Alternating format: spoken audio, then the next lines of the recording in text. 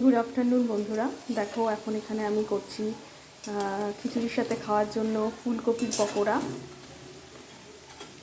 এই দেখো, আর এই যে ফুলকপিগুলো যে মেখে রেখেছি।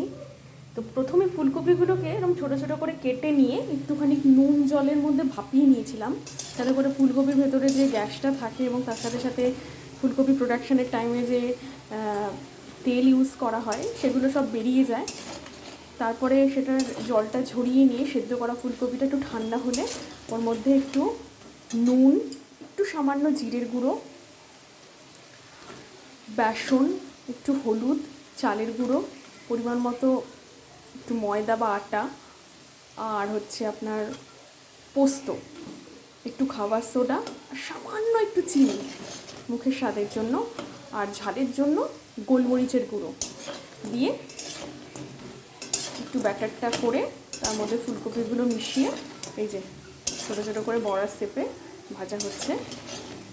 তাহলে আজকে দুপুরের মেনু হচ্ছে গরম গরম খিচুড়ি, তার সাথে মুচমুচে আলু ভাজা, আর হচ্ছে এই যে ফুলকপির পকোড়া, আর টমেটোর চাটনি, তার সাথে পাঁপড় ভাজা। এই যে দেখো,